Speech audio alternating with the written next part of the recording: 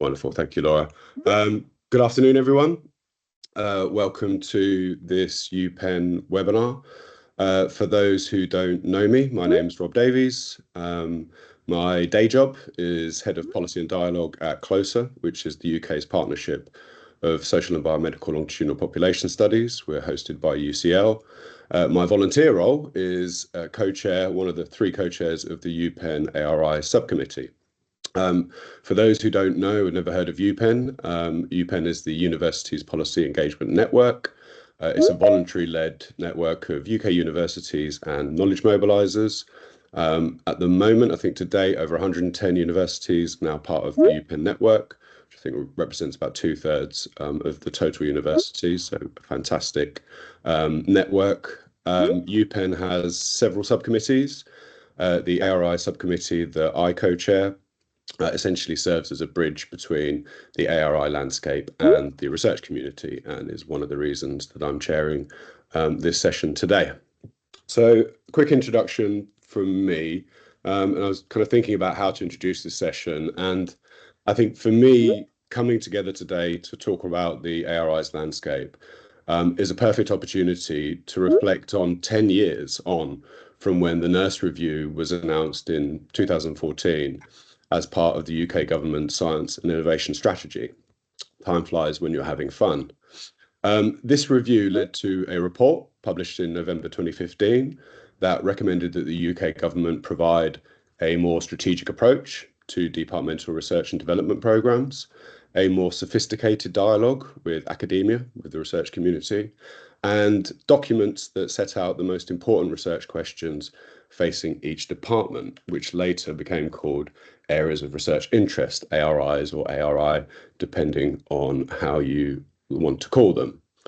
And I think for me, as from an evidence producer perspective, since the first UK government department ARI document was published in 2017, I feel we've seen a step change in how government departments, UK government departments, think about and articulate their evidence needs. So to date, nearly all UK government departments have published ARI documents. Last year, we saw the launch of the ARIs database and a raft of refreshed departmental ARIs, with many more to come. But the ARI story doesn't end there. Several CAPE fellowships have enabled the development and publication of ARIs beyond the UK government, including in the UK Parliament, the Senedd, local councils and regional authorities, which have added to the rich mosaic of evidence feeding into policy discussions, and crucially, I think, for the research community, created a bespoke vehicle for these organisations to engage with academics, and obviously vice versa. We've also, I think from my perspective, seen a move from the kind of transactional approach of ARIs to more of a relational or kind of dialogue approach, with ARIs now acting as a critical tool in the toolbox of these policy organisations. So ARIs are being used in various ways, as a kind of transactional statement of evidence needs, but also as a vehicle to raise awareness among the research and funder communities of research priorities, as a conversation starter, a platform to engage the research community, and a tool to get beyond the usual suspects. And I think more recently, something that I'm particularly delighted to see, conference abstracts and funding bids explicitly incorporating ARI questions. For example, CLOSER's ECR24 conference last month. And I think last week, the latest NIHR call on the DHSC ARIs. The final thing I wanted to say as part of my introduction is that I think one thing that brings us together as a community of researchers, knowledge mobilisers and policy officials is this real desire to ensure that policy discussions are informed by the best evidence available. And I think continuous improvement requires moments of celebration, challenge, reflection, and crucially, a collective understanding and effort to effect positive change. So with that, I'd like to ask our speakers for today, Mark Fuller and Alex Waddington from Showrunner Communications and Whetstone Communications, to introduce themselves and share their research insights and reflections on the UK Government Department ARIs. Please drop your questions in the chat, which I'll pick up later, along with live questions in the Q&A later in the session. So with that, over to you, Mark and Alex. Thank you. Thanks, Rob. Mark, while I pull the slides up, do you want to start your introduction? Yeah, no problem at all. I'll go first because I can hand over to you in a nice little segue. So hello, everyone. Lovely to see so many of you here. And I can see my screen is obscured by messages popping up every few seconds. So maybe more people are joining. So that's great to see that we've got such a good turnout today. I think a few people in the virtual room already know me, but for those of you who don't, my name is Mark Fuller. I'm the managing director of Showrunner Communications. We're an agency that provides essentially support programs for universities to help academics kind of chart their path towards policy impact. So that's things like training programs where we look at formal policy processes as well as the kind of informal policy influencing techniques that you see in the corporate and the campaigning world. We run advocacy programs where we work with particular groups of researchers to actually do public affairs on their behalf to help try and sort of broker those relationships that we're talking about in the world of policy. And we run a lot of one-to-one kind of coaching and support programs for individual academics where we kind of help them over a longer period of time to sort of navigate their path through the world of policy. Alex, who's about to speak in a second, as well as being sort of the header of Whetstone Communications, he's one of our associates. He delivers lots of those programs across our client base. And I was absolutely delighted a few months ago when Alex said to me just offhand one day, "Oh, Mark, just for fun, I've been looking into ARIs."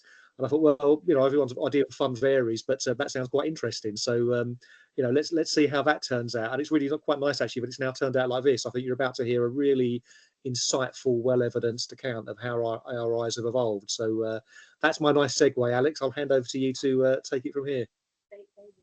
Thank you, Mark. And yeah, you've really introduced me really well there. So thank you, and thanks everyone for coming. Great to see such a good turnout and a good interest, such an interest in ARIs. So that's great. So yes, Alex Waddington from Whetstone Communications, also senior associate at Showrunner. My background for a long time was working in universities. So I was involved with the setup of policy at Manchester, probably 10 years ago now, actually, Rob, now you mention it, or more. And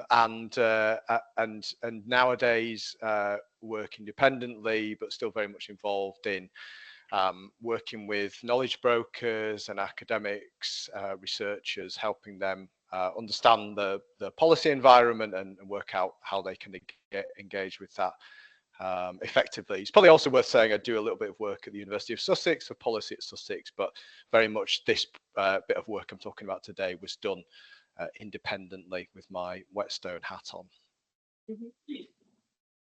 I could just hear a mic unmuted there. No worries at all, but you might just want to mute.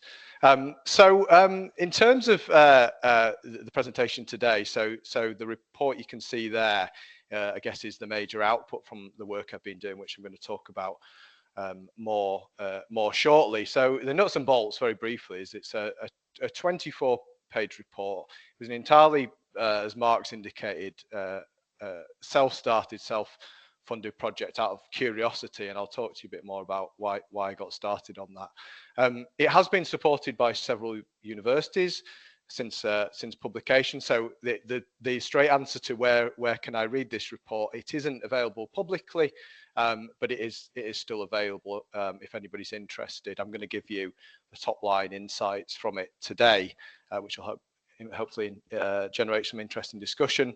And for those universities I have worked with, I've been able to look at what's come out of the report and the data I was able to obtain, and look at their institutional strengths and perhaps where they're looking to focus, and look at how those two things might align based on the data that we have. So first thing, I think Rob's cued it in nicely. The ARI database, a resource I found myself using a lot since it was launched, so a very, very welcome resource. I think that's the first thing to say. Warmly welcomed across the sector as an easy one-stop shop for looking through all UK government departmental ARIs and some others as well. So certainly better than trawling through the old style PDFs, which obviously do still exist and are still published, but a much more convenient route in. And I think you'll all largely know this, but the ARI database and the ARI is serving several purposes, again, as Rob has touched upon.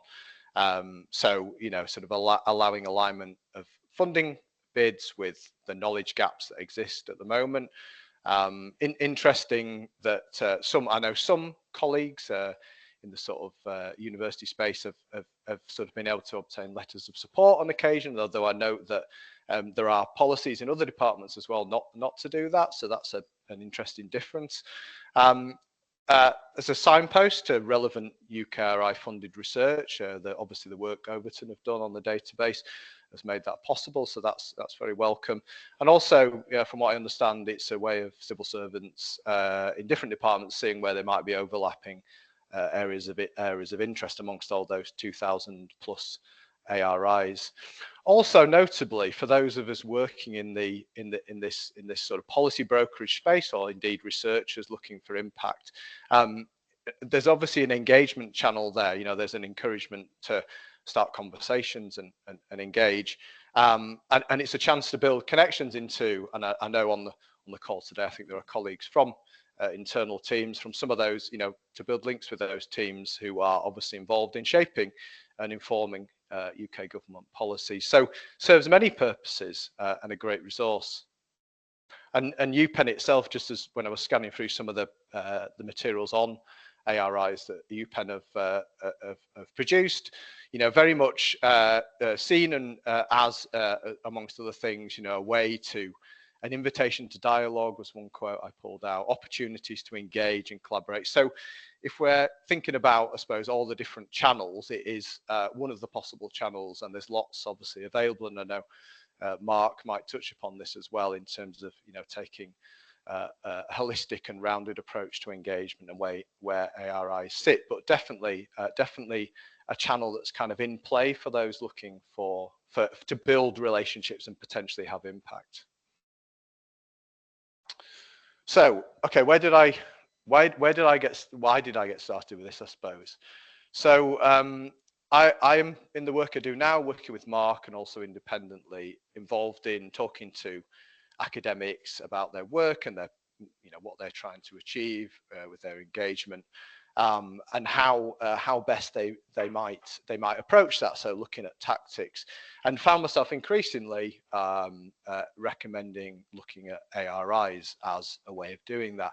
But then started to think, well, we're not, sort of that's all well and good, but I wanted to understand a bit more about what, I suppose, what opportunity that was. So the levels of engagement, how sort of busy is that as a channel, if you like, how much engagement is going on. And obviously this is ARI email address engagement, as it's been pointed out to me, quite correctly.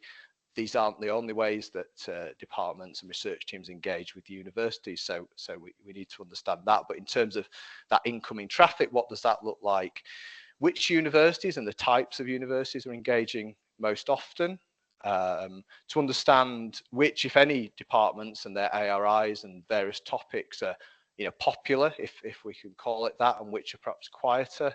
And then to understand, I suppose, what happens once that engagement has been made, what happens then? So really to try and get a better understanding. So I can, when I'm talking to academics and policy and knowledge brokers, I've got a sense of, okay, this is what to expect. So I felt that was a knowledge gap, and I felt I couldn't find anything out there which quite answered that. So hence I commenced this, rather geeky project, as Mark so kindly said.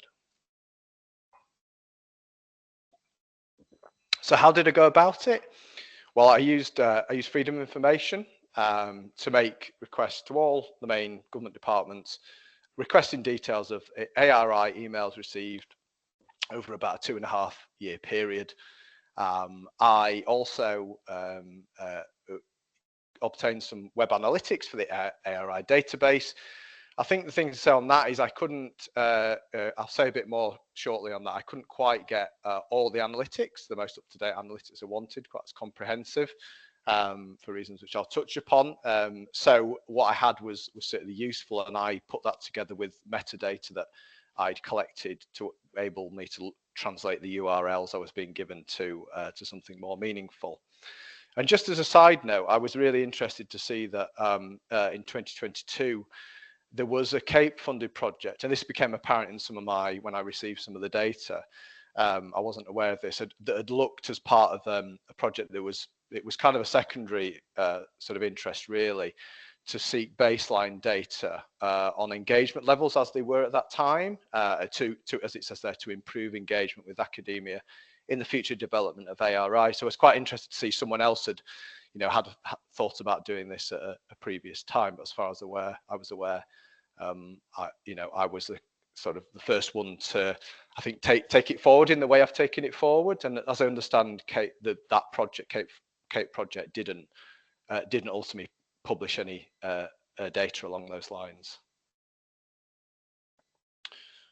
So challenges and learnings for me, anyone who's worked with freedom of information will know there's definitely a knack to it. I learned a lot, certainly, about asking the right questions, staying within boundaries, obviously kind of cost restrictions, quite rightly, to sort of make sure it's not abused in a way and doesn't end up costing a fortune, people spending too much time on it. And I think to say, just I'm aware there'll be people on the call who perhaps dealt with some of my requests and helped facilitate them. So I'm obviously grateful to you for the work you did. There's definitely different approaches of departments. Some were kind of, I pretty much got the data I asked for and a bit more besides. So it was a kind of nice convenient table and exactly as I wanted it. Others was perhaps the kind of minimum, and then I had to ask again for more. So it was a bit of a learning process, time consuming definitely, but ultimately it was really fascinating. And yes, I didn't manage to get the full ARI database analytics because I believe, as I'm told, they sit outside the realms of FOI because of where they're hosted. I was given voluntary access, and it was made clear that was something that those behind it were happy to do. As well, give other people access. So if you are interested, I believe that's something that you can request. But I didn't manage to, unfortunately, I think for reasons of time available, to get the full analytics and the most up-to-date analytics that I was after, but I still got some analytics which were useful. So, headlines. What did I find? Well, I think the first one won't be a huge surprise, perhaps.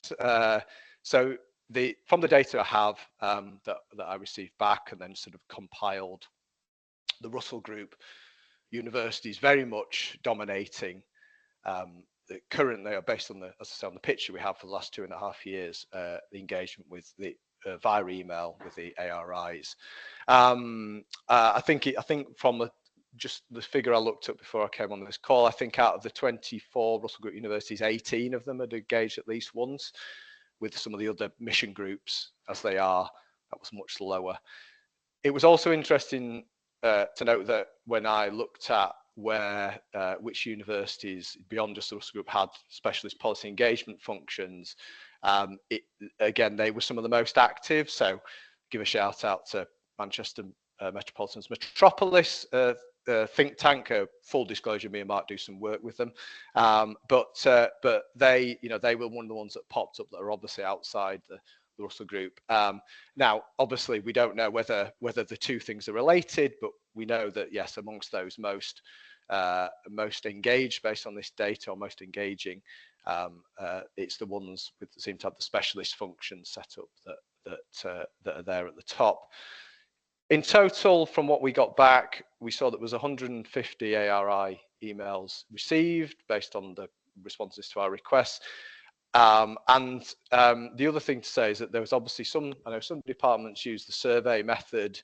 The data there was slightly less detailed that we got back, but we know that so I think it's from memory, DCMS and DCIT use the survey method.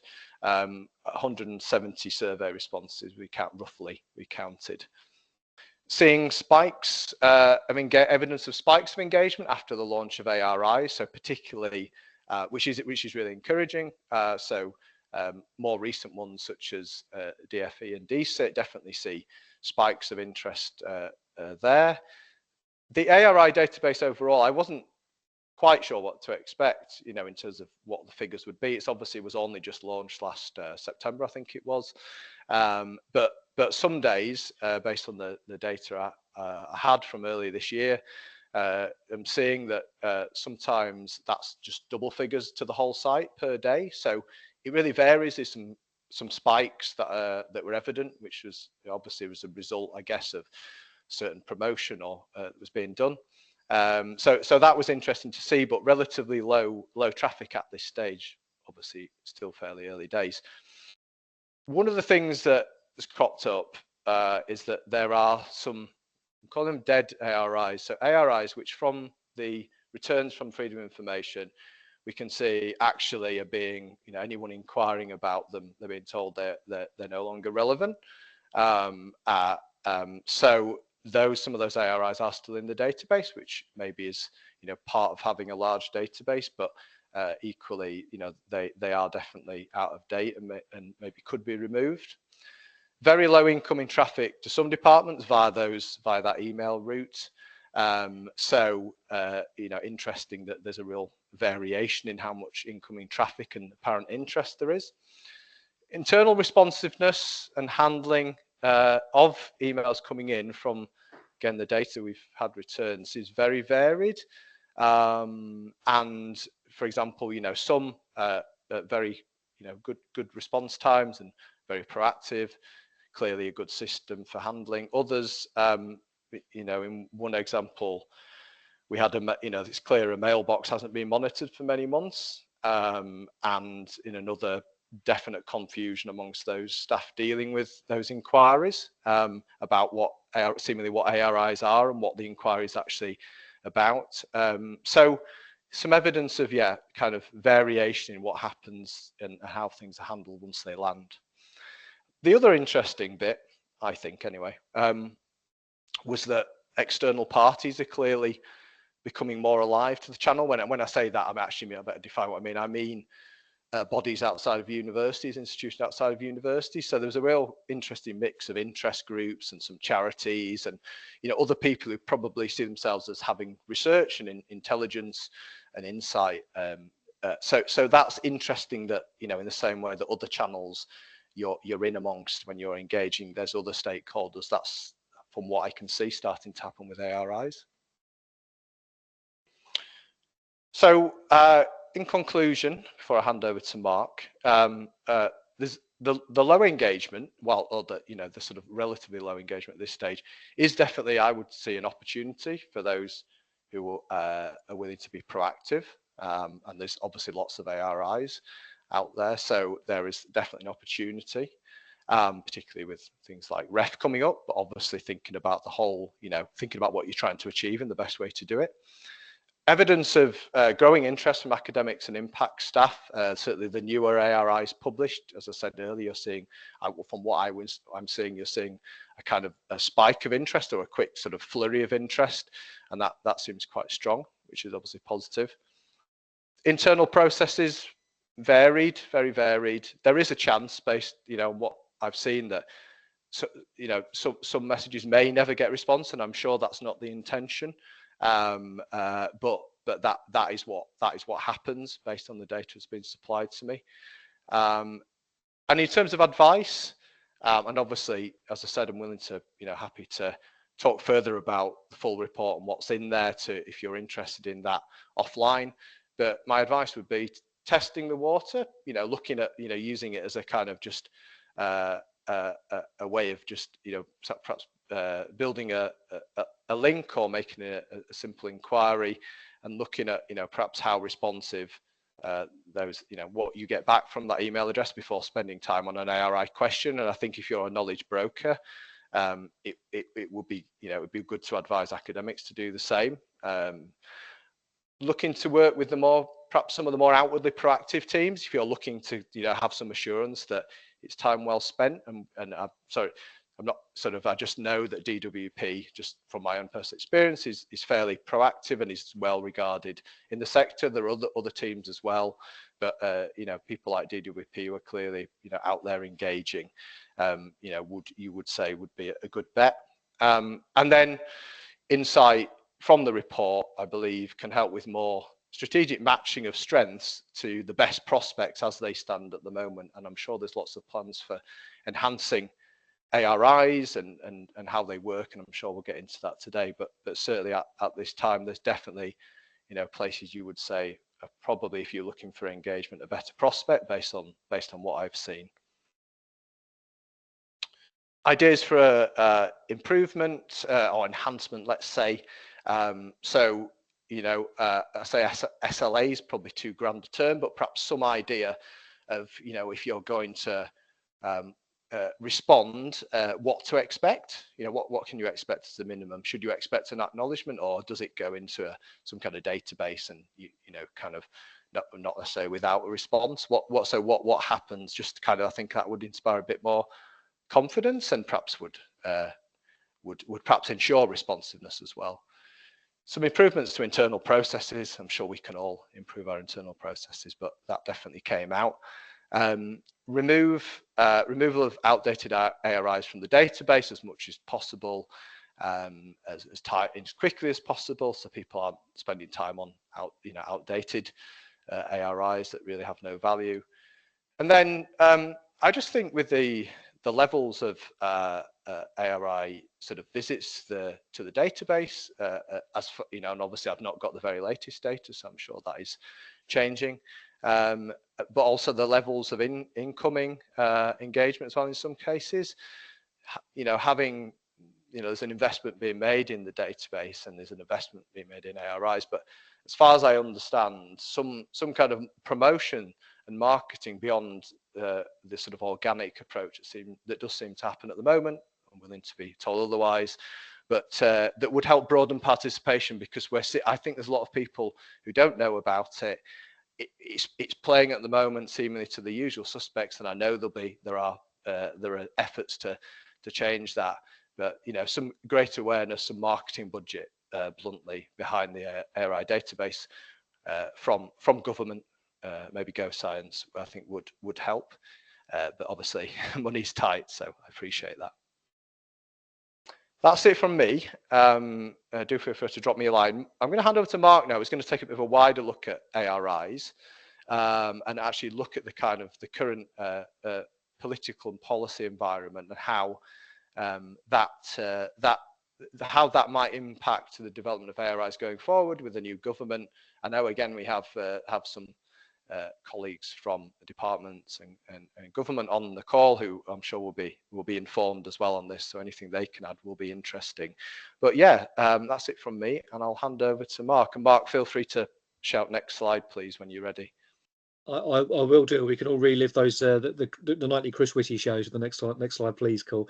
I'm going to be fairly brief because I can see the chat is thriving, and I don't want to sort of curtail the time we have for discussion, because I think that's quite important. But as Alex said, I mean, thinking forward, we've got a kind of a new political, sort of macro political dynamic now that the next phase of ARIs are going to be kind of unfolding in. So I think it's worth just making a few observations about what that looks like and how that can impact on the nature of the kind of academic and sort of policy making interaction. So Alex, if you could skip forward to the next slide, please.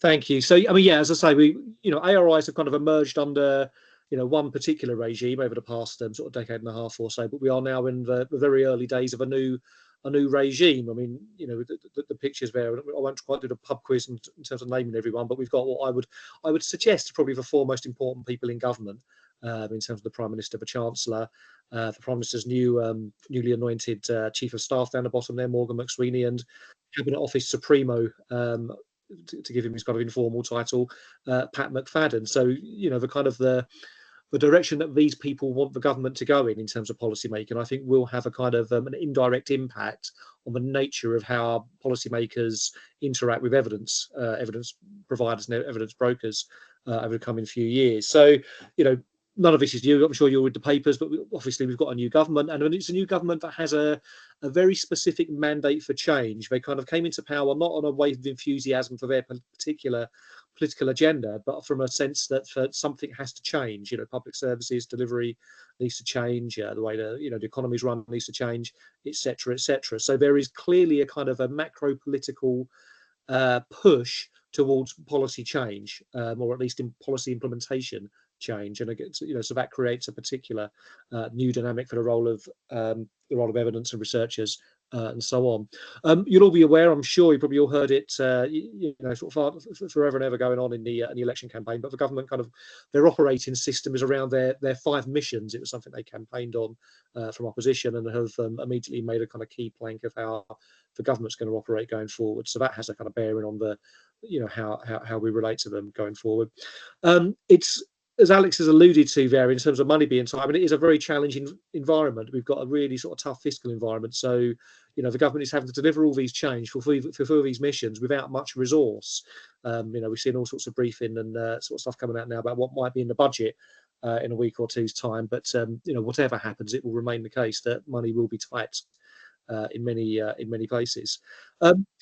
The government's mandate is, it's wide in terms of they won a lot of seats, but it's quite shallow in that it was, you know, there was not a you know, sort of big kind of popular vote majority, and you've only got to look at the polling, you know, now to see that the government, you know, is almost it's almost on notice rather than being kind of put in place with a, you know, sort of a real sort of desire and a real expectation that they're going to deliver. So what that means is that the government's focus is going to be on very tangible delivery, very tangible kind of outcomes in some very specific areas, the areas that you know, are going to kind of move the dial in terms of what the public will recognise as success. I mean, you could, you know, it's been argued, and I tend to agree, that, you know, things like the stories we see at the moment about Taylor Swift tickets and donations for suits and all of that kind of thing, and even some of the more serious stuff around you know, rises in national insurance contributions from employers, that's probably not going to have much of a bearing on the election in 4 or 5 years' time. What will have a bearing essentially is the success the government have had in reducing NHS waiting lists, in bringing down both legal and irregular migration, in you know, growing the economy in a way that people recognise in their pockets, and you know, something as base as fixing potholes as a kind of proxy for just making things work well. Those are going to be the things the government are held to account on. So it's likely that all of their efforts are going to be channeled into that kind of, you know, sort of narrow set of parameters. So again, that means we've got a much more pragmatic, technically minded, arguably, government than an ideologically government. They're less concerned with big kind of, you know, philosophical ideas about how the state or how society should work. They're much more focused on how do we get, you know, how do we move the needle on these issues that the public are going to recognise. So arguably, and this is perhaps something for conversation, we could argue that in this context, the value of expertise and evidence in a very pragmatic sense will be at much more of a premium than it perhaps has been over previous years. So this makes things, you know, vehicles like ARIs much more I won't say more important. They've always been important. They've always been important, but it might be the case that under the regime we now have in place, and the particular drivers, macro political drivers that are now in place, it essentially raises the stakes on ARIs. You know, having a way to kind of source genuine expertise and insight that can improve kind of policy delivery is at a premium. Alex, could we skip forward again? I just, very briefly, I'm sure most of you know these, but just to, you know, I mentioned the government missions, and I think it's important to recognise this as a kind of you know, operating framework, if you like, in terms of the policy areas the government is going to be most focused on. They're kind of cross-cutting policy areas, so they cross different, you know, different briefs, different departments, and again, this may have a bearing on the way that ARIs evolve. In the coming years, do we start to see ARIs that are built around around each of the particular missions, and have more of that kind of cross-cutting approach in terms of policy briefs and the things? Oh, this is, you know, as described in the King's Speech rather than the Labour campaign documents, but the missions are economic stability and growth, the kind of the net zero agenda, you know, sort of having great British energy, turning the UK into a clean energy superpower. They've called secure borders, cracking down on antisocial behaviour and taking back our streets, which sounds rather authoritarian, but essentially it's the Home Office brief. It's kind of you know, bringing down crime and improving kind of border security issues. Breaking down the barriers to opportunity, I guess, kind of relates to issues around education and career, you know, sort of career possibilities, social mobility issues, and so on. And then it made me laugh actually when I spotted this: health. They've just got this as a one-word mission in the King's Speech. I think in the campaigning documents in the manifesto, it was something like, you know, getting the NHS back on its feet or something like that. But in the King's Speech of a formal government programme, it's literally just the one word: health. So, you know, that touches on lots of issues around the, you know, the way that the NHS operates, but also issues around public health and you know, the way that sociological issues around the way that the public keep themselves healthy or not, as the case may be. So, so I'm suggesting that these missions could well become the defining kind of framework, if you like, that ARIs evolved into in the future. Alex, we could skip forward. And just finally, I mean, obviously that's the kind of proactive agenda that the government has come in with, but it's important to recognise there are lots of kind of issues beyond their control, kind of socioeconomic drivers, if you like, that are going to command attention from government, but all of the other kind of institutions, Parliament, and so on, that also will be kind of having ARIs over the coming years. And I've grabbed this yesterday from a very helpful document that the House of Commons Library has produced as a sort of briefing for new MPs, which quite nicely sums up the big kind of socio-economic issues, big sort of big kind of challenges to big opportunities, but they're expecting parliamentarians to have to grapple with over the coming years. I won't go through all of these, but you can see they're kind of varied sort of things, for everything from technological change, the rise of AI and what that means for society, population change, what that means, how we deal with sort of rapid demographic change, and very sort of practical things like HE funding, which I'm sure is something we're all very acutely aware of. Prison capacity was something that was very early on in the headlines in terms of the new government agenda, for having to kind of release prisoners early. So again, these are, I think, I've taken these from this House of Commons briefing paper as a sort of proxy for the big social issues that are going to be driving attention in the coming years. But they look to me to be fairly kind of on the money, kind of barring, unforeseen, events like pandemics and sort of global conflict and that kind of thing that you can't always preempt. But these are probably going to be the big kind of, issues that drive the ARI agenda over the coming months and years. So yeah, very finally, what does all of this mean? And this is just my kind of observations. Happy to have these discussed and challenged. But I think that given all of this, we have to perhaps more than ever recognise that academic researchers and research is a really important asset to guiding policy making. But more than that, it's the technical expertise you find in universities, I think, is also important in terms of driving the technical implementation of policies. It's not just about informing the kind of big policy decision making. It's about being supportive to the way that policy is implemented. To getting to that point about the government having to make things work. It's not about big philosophical debates at this point in the political calendar. And obviously, that means that the government, but society more broadly, benefit from maximising the effectiveness of ARI. So there is there are real world reasons to kind of, think about the kind of things that Alex was talking about just now. How do we get the most out of ARIs and make them more than a kind of, more than a sort of, theoretical exercise in, looking at how to explore the interactions between policy and academia. Through all of that, we're very happy to help. I won't do a sort of long plug now, but you can all find me and Alex if you need to. I know we've got some of our sort of university partners on the call, and I'm sure they can shout us with praise in the chat at the appropriate point. But please do get in contact if there's anything we can help with in terms of sort of helping to chart that path between academia and policy making. Rob, back to you, I think. Wonderful. Thank you so much, both. That was a fascinating lens, I think, to look at the UK government Department ARIs. Thank you so much for sharing your research, your insight and reflections. We're going to move on to the Q&A part of the session now. So if we can just stop recording, that would be great.